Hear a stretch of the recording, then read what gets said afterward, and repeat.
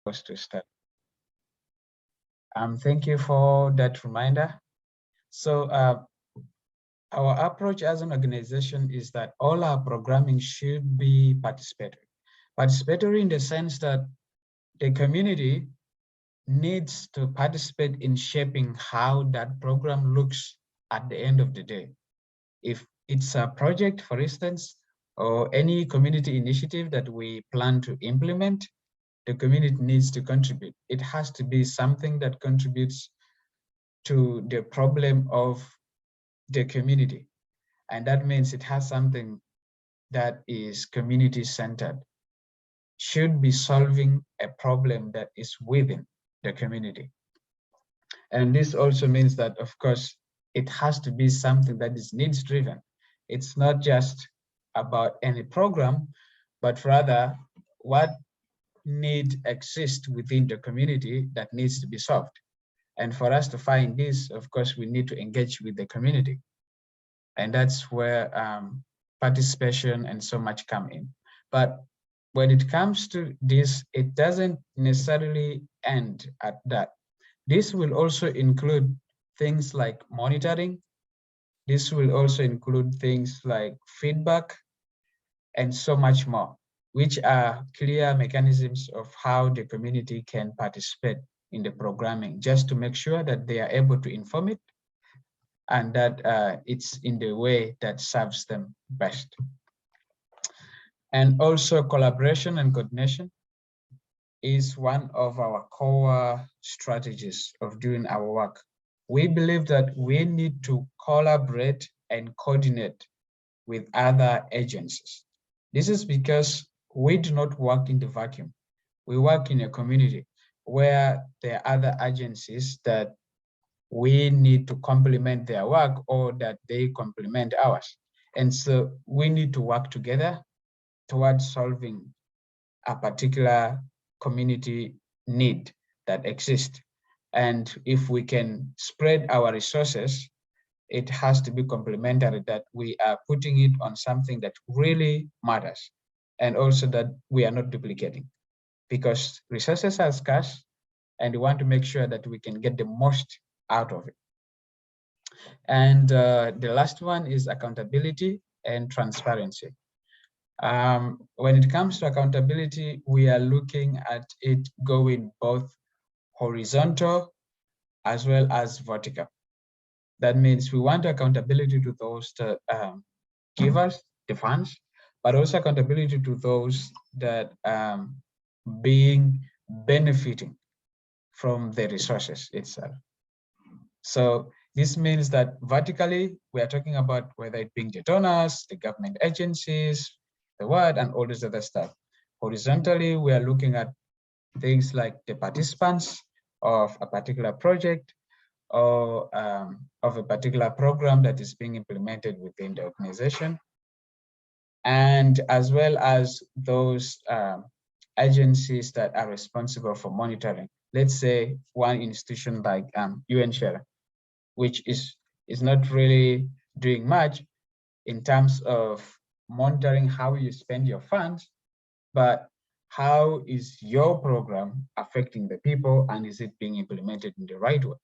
And so when it comes to this all, we demand that there's some sense of transparency in how that is done, both in regards to the participants, the donors, the agencies, as well as any other stakeholder that falls within there. So these 5 key things form our strategy approach. Participation, program being community-centered and also being centered on community needs, or being needs-driven. That sits on collaboration and coordination, as well as accountability and transparency. And our broad target population, our broad target can basically be summarized as the refugees and the host. This is like really our primary target beneficiaries.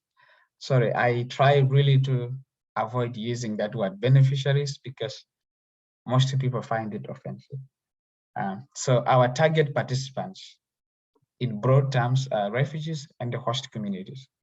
And in specific, the people that we aim to work with are young people, children, women, and men, and persons with special needs.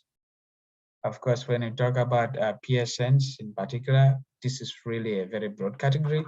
But yeah, which ones particularly we work with is really defined by the program in question. The same applies to the other category.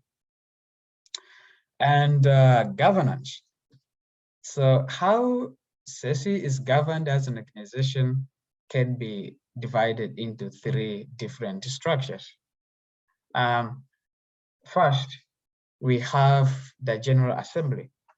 Second, we have the Board of Directors. And then the third, we have the management. So the General Assembly meets once a year. And this involves everyone, whether it being the Board of Directors, whether it being the staff, whether it being well-wishers, whether it being any community member, whether it being a participant, whether it being a donor. The General Assembly really involves everyone, and it happens once. And this is where the vote can be voted.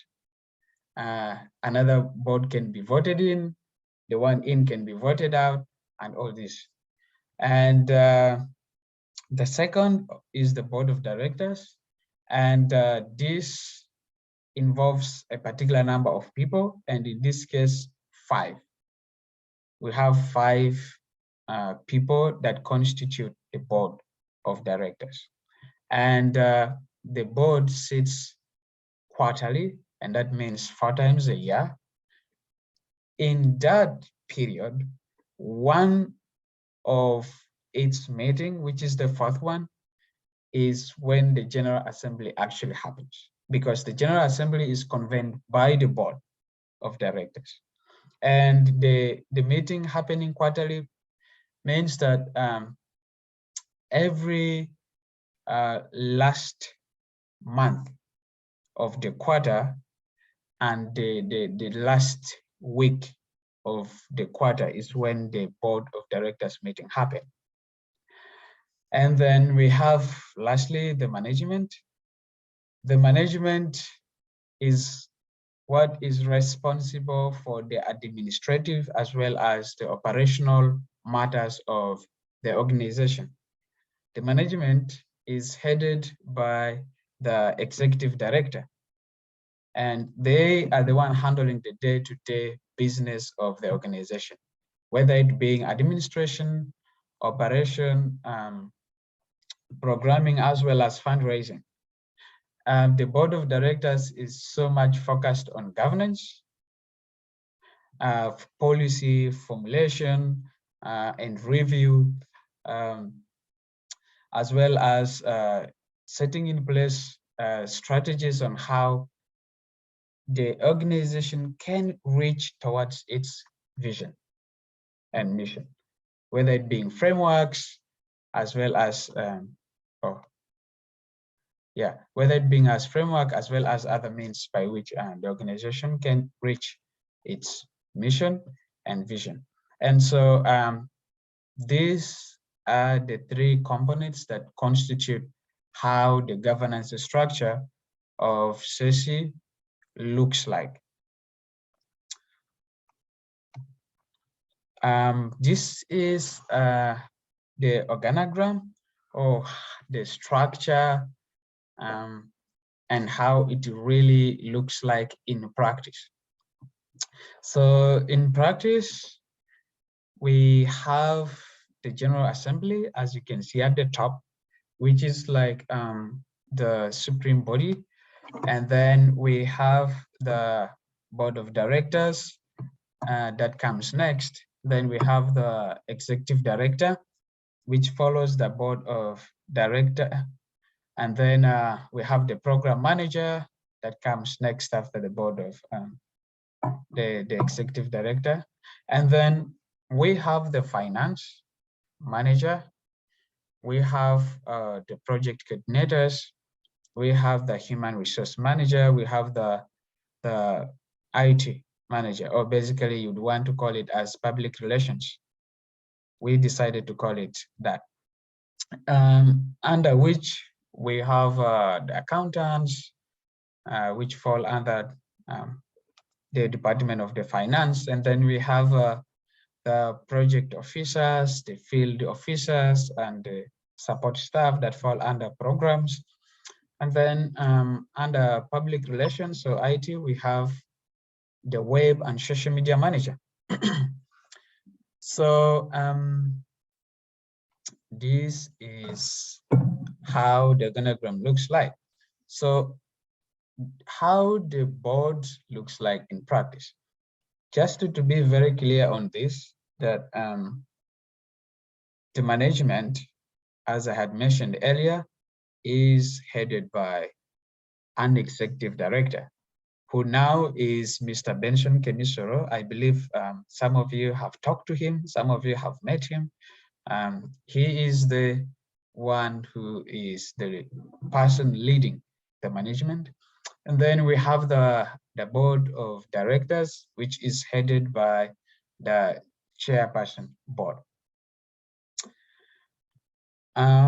So the board, this is how it looks like. We have the chairperson,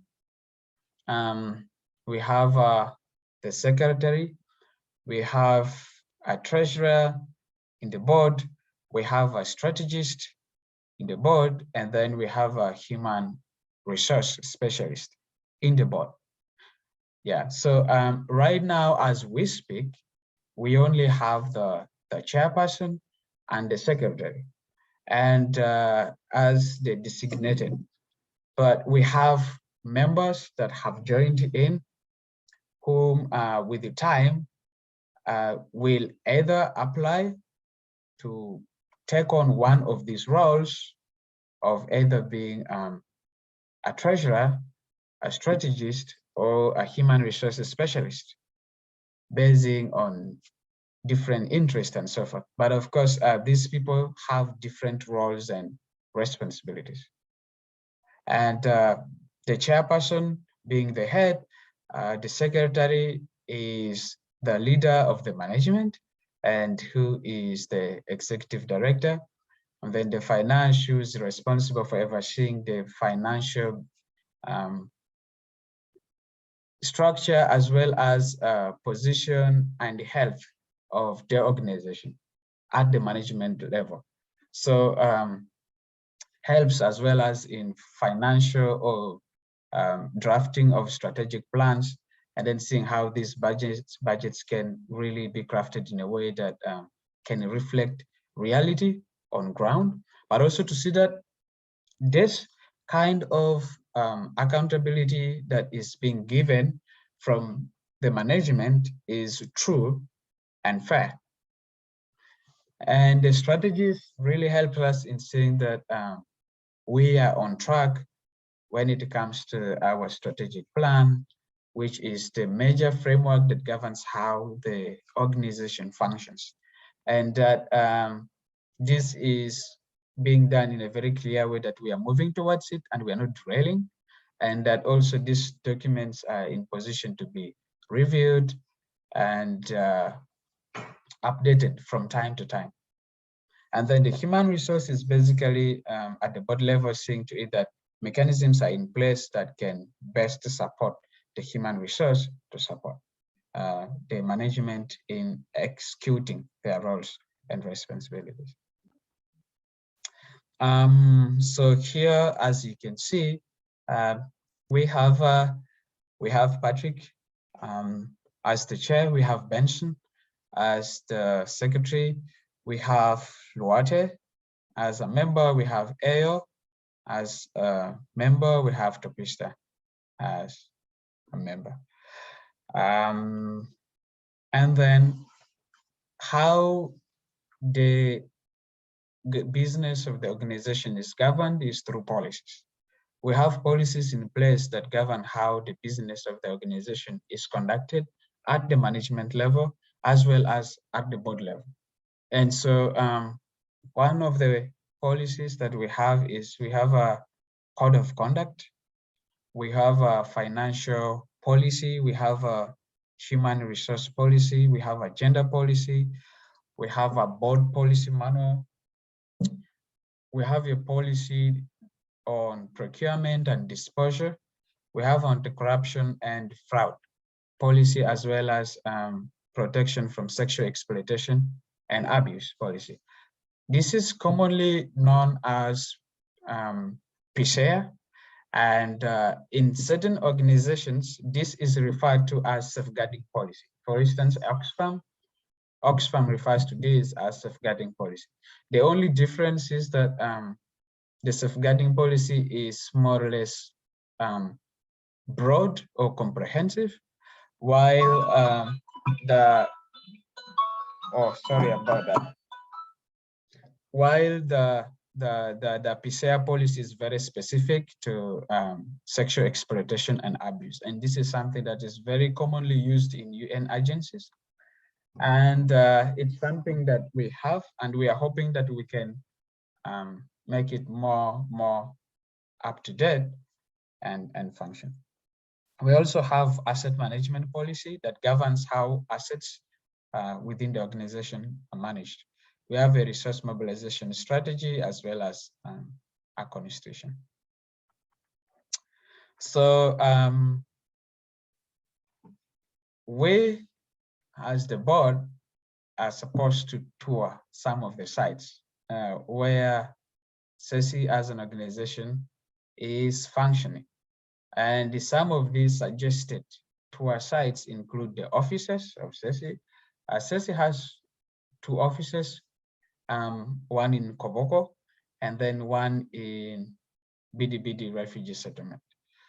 And then operational sites, of course, we have in Yumbe district, being Bidi refugee settlement, in Koboko district as well. And so the board members are supposed to tour all these sites. However, we agreed that the board shall have a meetup with the executive director and other senior staff to discuss when this can happen and to have this all organized and to see that everything in place, and that board members can be in position to have a tour of the sites where CECI operates. We think this is very important, one, to help you to understand how really CECI is functioning, the kind of programs that it is implementing, but also for you to get to meet the staff within the management, for you to get familiar with them, and also for you to identify some of the challenges as well as the progress that is being made at the management level as far as the organization is concerned. And so I leave it here for now. Any questions?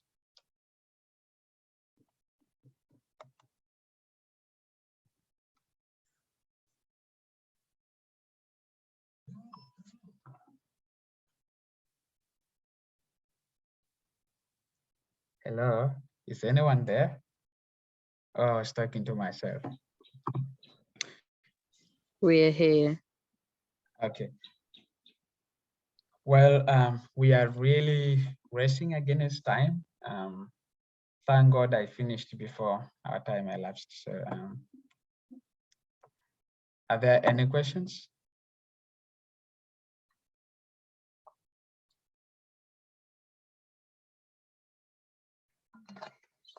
Yeah, go on, Irene. Oh, thank you so much.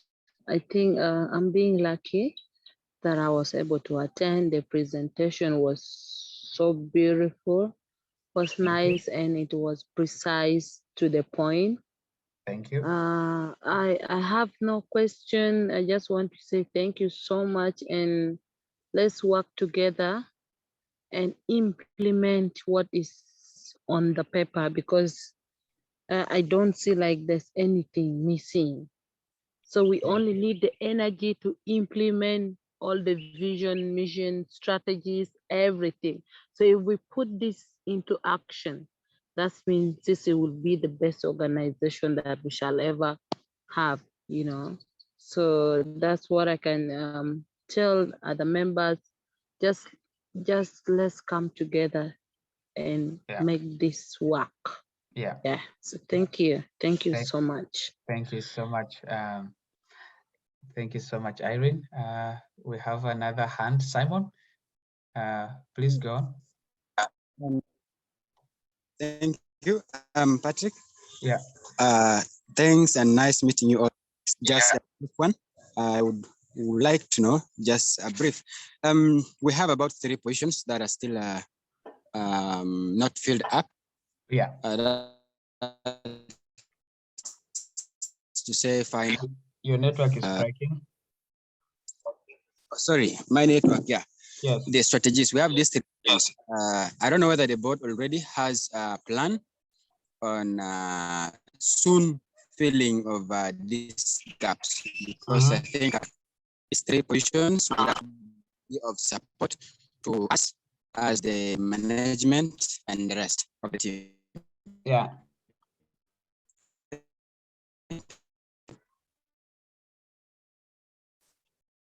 All right. What's your second question?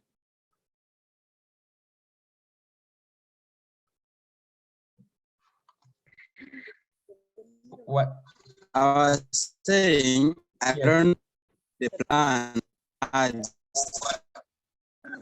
I don't know how soon the plan the board has planned to fill up this gap of the equation. Okay, that's the question, right? I thought you had 3 questions or something. Sorry. Irene wasn't getting anything. So the question of Simon was whether there's any plan in place for filling out the vacant positions within the board, the positions of strategist, treasurer, and human resource. Of course, I would want to confidently say yes. We have had a process of getting on board competent, qualified board members into the board. We have done that already successfully, and we have an amazing team at the board level. And so as we are planning on our first meeting as a reconstituted board, that will be one of the things to be discussed within it. So yes. Okay, that's yes. Another question? Anyone having any question?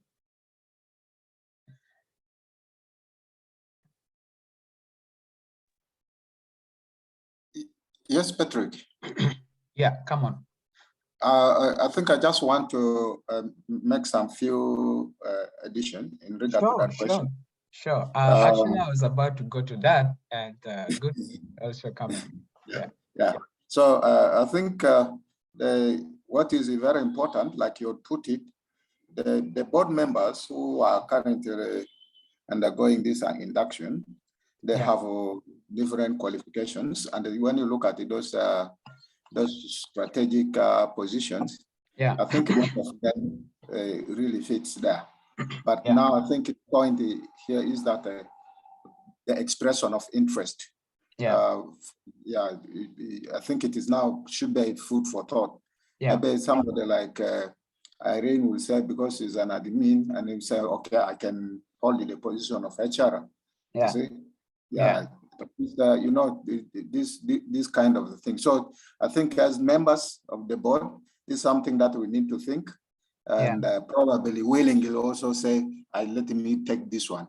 I can perform here very well. Yeah. Yeah, thank you. Thank you. And I think, yeah, thank you for that addition.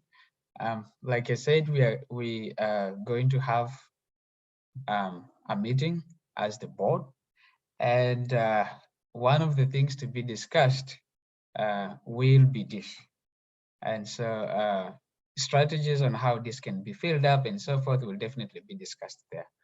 And no matter how the discussion will turn out, I am very confident that we will have them filled up. Yeah, even when they really don't get to those positions as such, the members, the board we have has expertise in areas of, let's say, administration. We have Irene. Irene is an expert in that regard.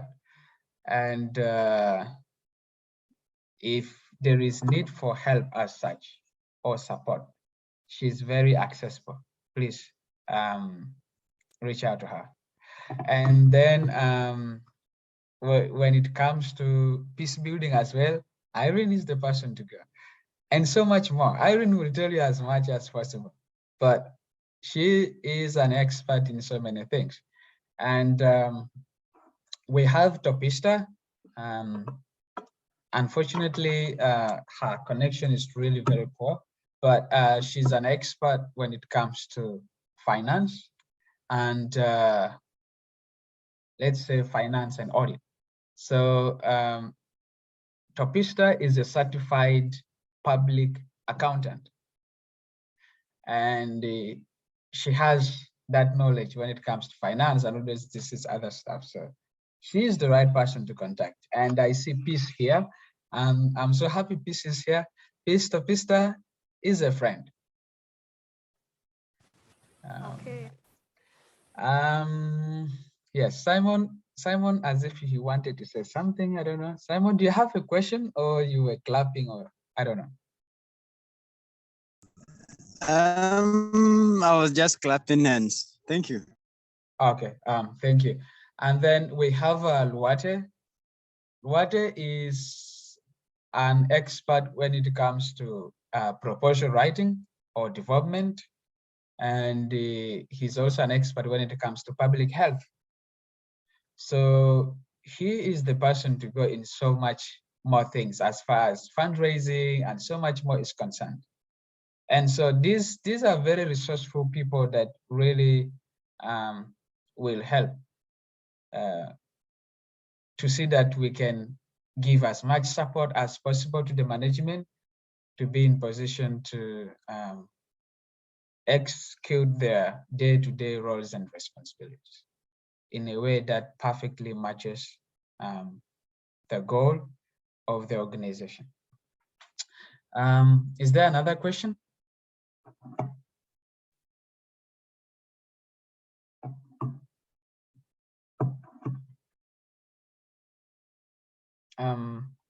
Let me know if there's a question.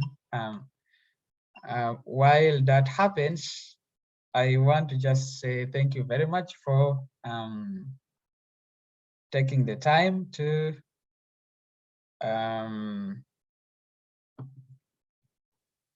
join in. Oh my goodness! Actually, some Topista had messaged on WhatsApp, and I didn't see that. I think also we had not paid attention to the WhatsApp group, but yeah, we will share the recordings with her. Is there another question?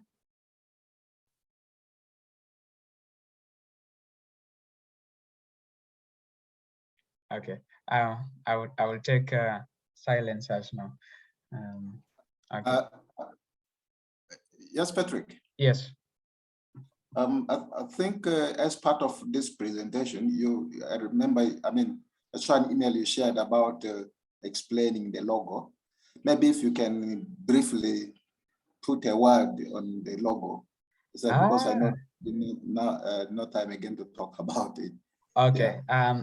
For the logo, I'm inviting Jeffrey. Jeffrey, please come on.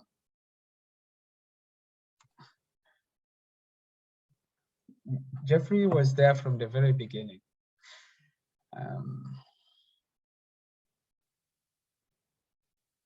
Jeffrey, are you able to hear us? Yeah, Patrick, though, I think you can take us through the logo. All right, it's fine. So this is our logo, and this is the logo of Community Empowerment for Creative Innovations. So as you can see here, our logo is composed of really different features altogether. We have our major color within the logo, which is blue. And this blue is called the turquoise blue, or turquoise blue. I don't know, or ocean blue. That's the best. That's the best I can say. And then this is the, oh my goodness. So we have like less than 1 minute, and then the meeting will stop. And then we'll have to restart again. Please be able to join in. So we have our major color is the ocean blue. And then we have two major features within our logo. One being open hands, which is in brown or coffee brown.